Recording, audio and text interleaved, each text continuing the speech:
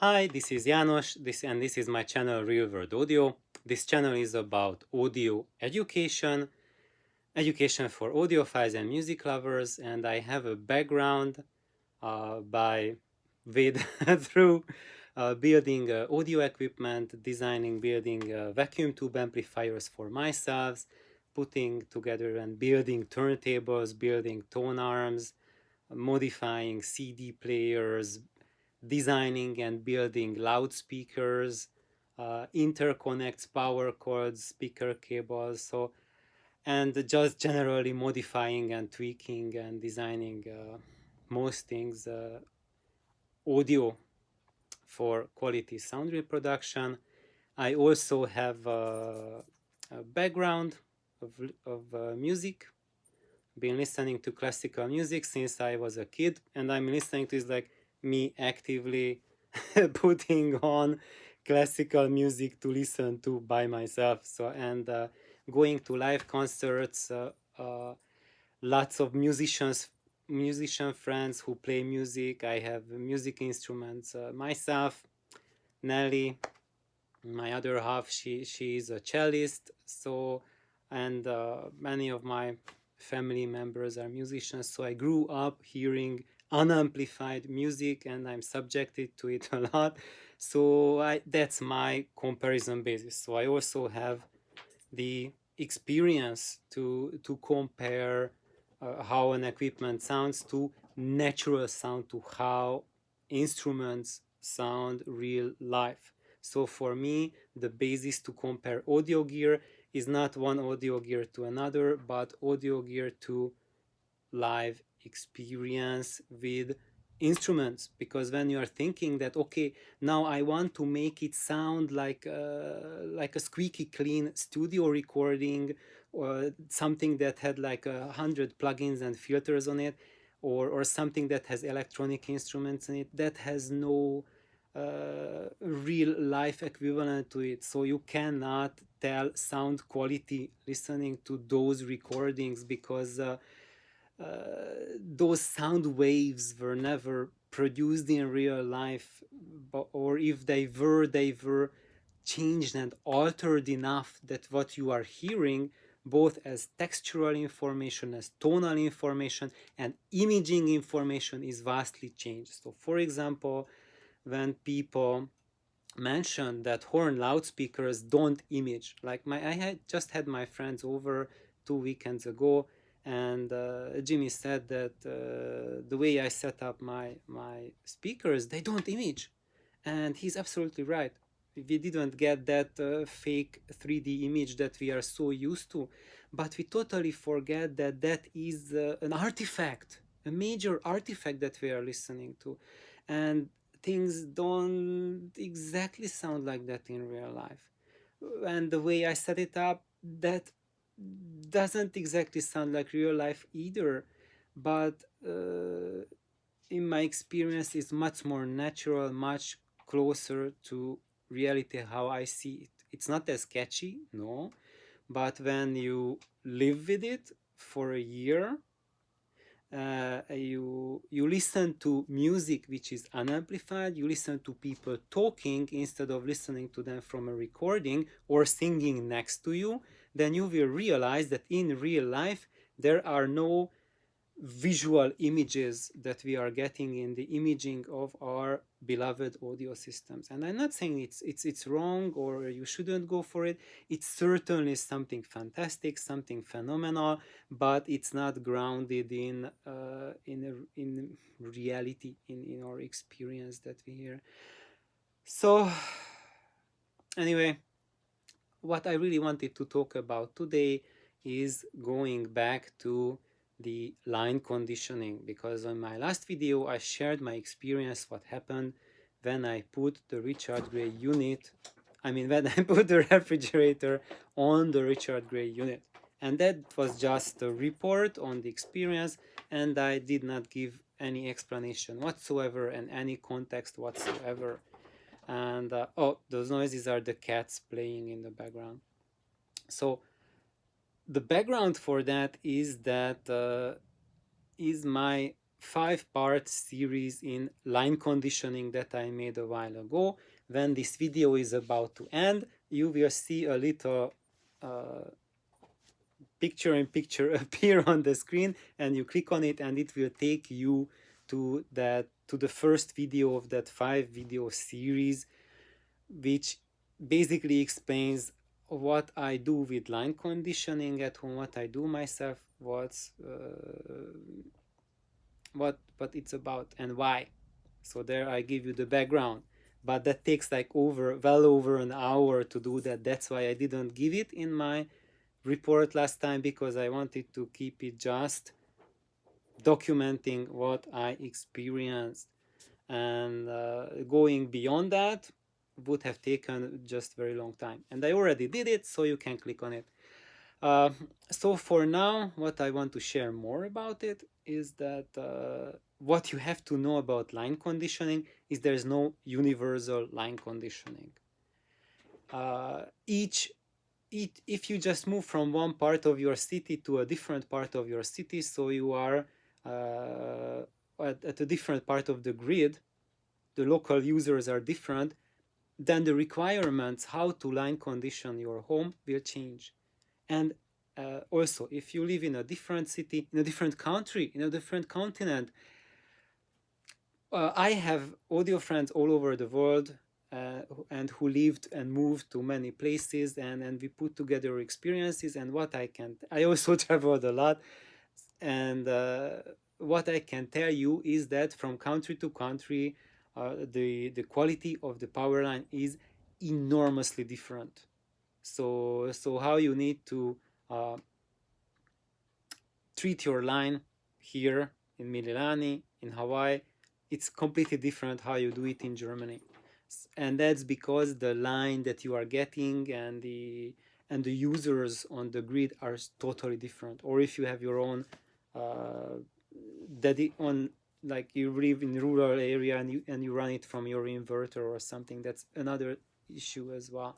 So you cannot get a blanket statement how what will work for you, how a system will work for you. However, there are some truths, some observations that stand everywhere. Number one of your observations is that the best you can get from your audio system is when the line AC is perfect and you have no conditioning whatsoever. And that's the absolute best. And from there, if you have a perfect line and you put any line conditioning on it, maybe you put like the very most expensive, or I don't know, most hype or whatever, or the newest tech, it's going to make it worse if everything is perfect.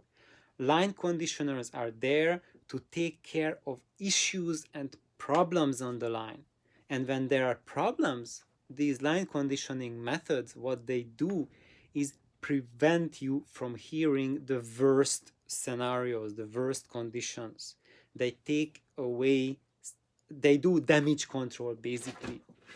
However, they also not let you hear what your system can do at its best, when the line conditioning at its best, because the line will be never the best, because these devices will be sitting at the table. So what line conditioners do is like house guests who come to sit with you at the dinner table. So imagine that the audio gear is yourself eating dinner, and the dinner you eat is the AC, is the electricity coming from the line. And if the line is perfect, it means that you were given great quality food and you tremendously enjoy it. Wow, this is perfect, fantastic. And what a line conditioner does, if that it sits next to your table and eats some of the food, and they have a preference to eat the junk food. So basically, when they keep on piling the dishes on your dinner table, the line conditioner chooses the worst dishes and you don't get to eat them.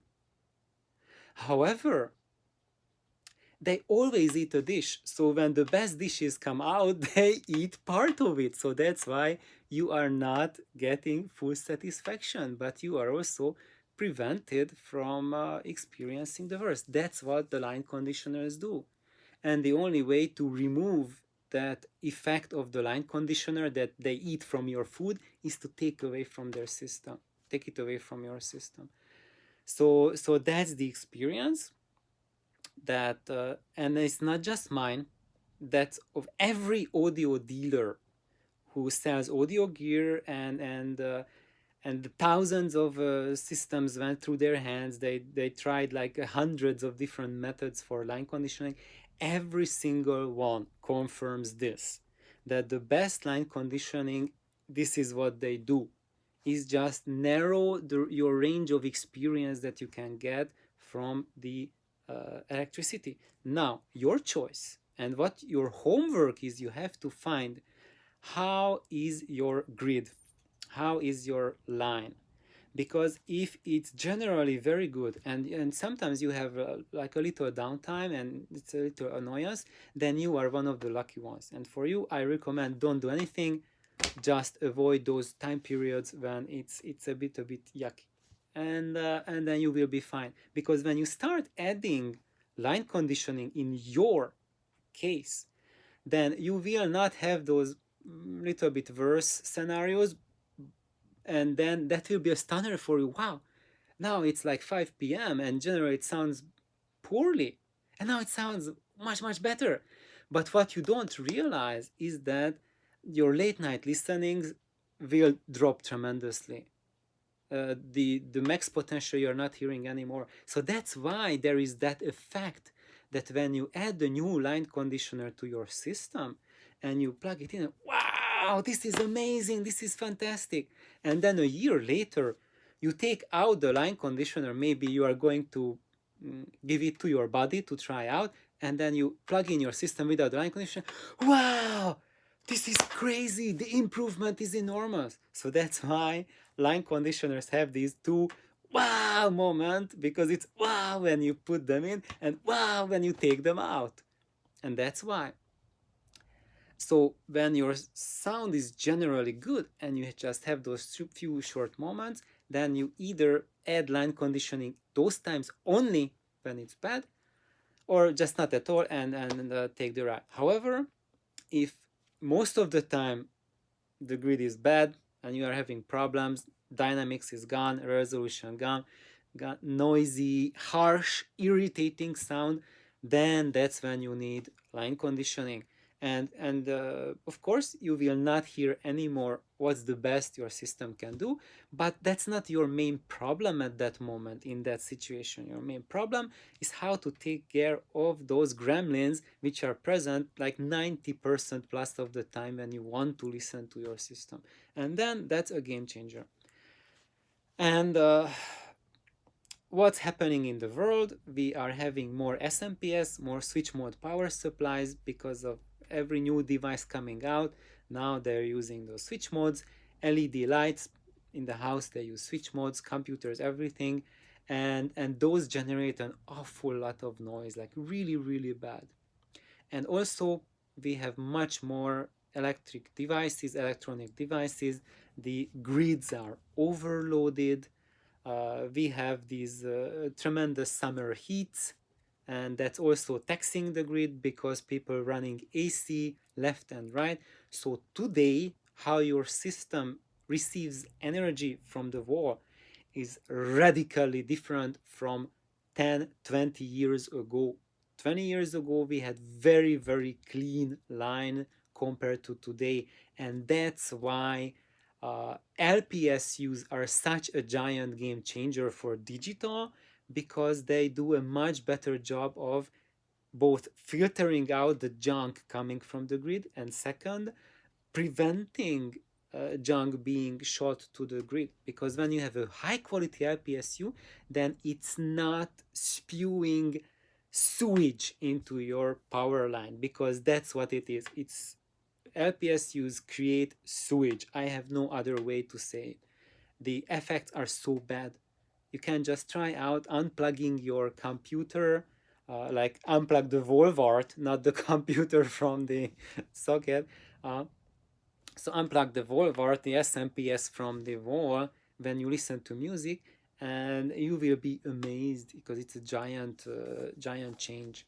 And that's why what I recommend for everyone, if you want to reach for the highest sound quality, is to try placing everything in your house but the stereo online conditioning, because one now there are two giant issues with the line AC quality.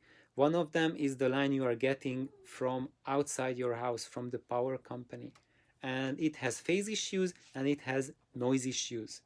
And the phase issues you can tackle. It's down in my 5-part series. Noise issues you can tackle with the line conditioning. And however, if it's a constant noise and you do it at the line level, you are also hamstringing your system. And there's the second side of the horror story. That's your own home. You can do much more about it. You can put your computer on line conditioners. You can put your appliances on line conditioners, and that will enormously improve things. And so far what I've been doing in the past is that I've been putting all my appliances so on very light, very easy conditioning, such as ferrite rings on the power cords, on both ends of the power cords, to just cut down the EMI, the EMF that they are producing. uh, and it does work, but I have not yet tried is putting on the appliances on hardcore audio line conditioners. And this is what I did the night before when I put the fridge on the Richard Gray. And I also have a water machine, a water dispenser that's a mini fridge. It has a compressor in it, plus it also heats water. And I put that on a second Richard Gray, and that brought forth additional improvement. And then the thing is that those compressors don't run all the time. Now I hear it.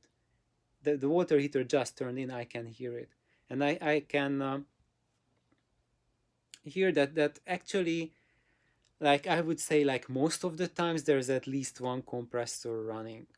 But on the picture quality and sound quality, I do not hear it in a way that, okay, right now the compressor is on or off.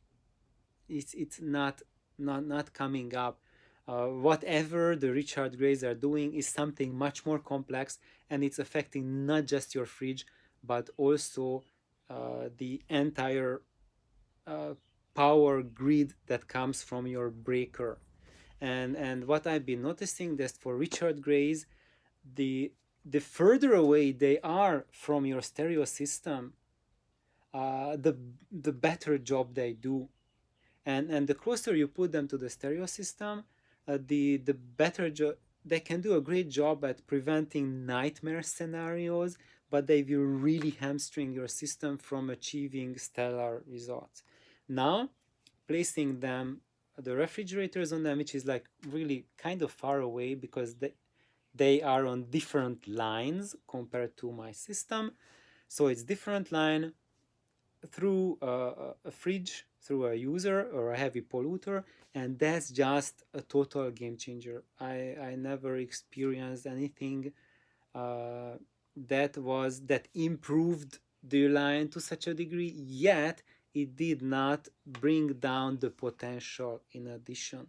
So that's, I want to convey that that's the weight of my experience the last time, and that's what us audiophiles are looking for, such uh, phenomena which are just almost like a unicorn, because when you plug in anything, it brings good and bad to the table. And having something that now I'm having them on for 4 days, so during those 4 days my line AC cycled through many different states, and I can consistently report that it's kept at a very high level.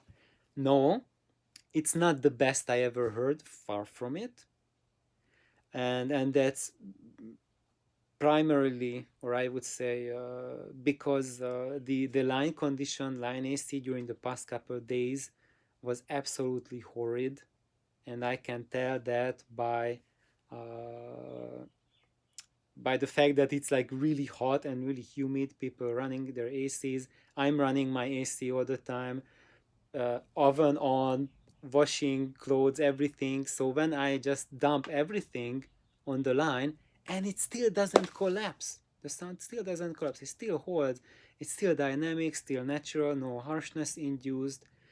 It's not like crazy magical, doesn't get you into that land, but it's just so phenomenal that even listening to digital, and Nelly thought we were listening to vinyl. It sounded so natural, and that only happens when you have no big problems in the line.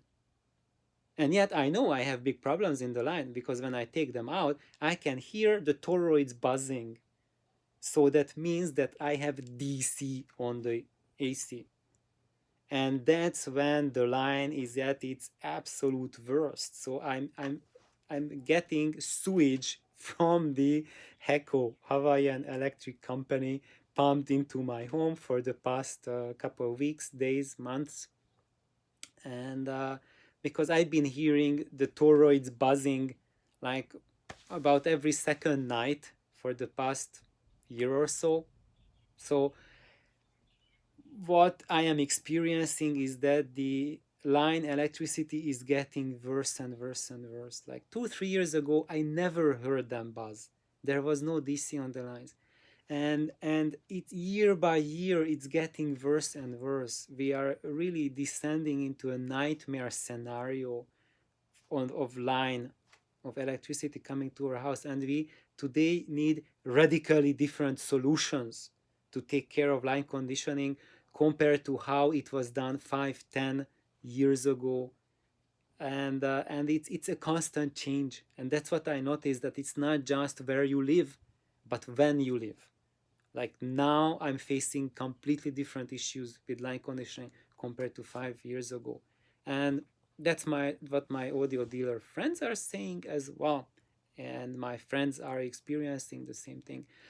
If you want, you can type and share what you are experiencing. I hope my um, experiences are helpful for you, and have a wonderful day. Please like, subscribe, and I hope you can try out things that will improve the sound in your system. Bye bye.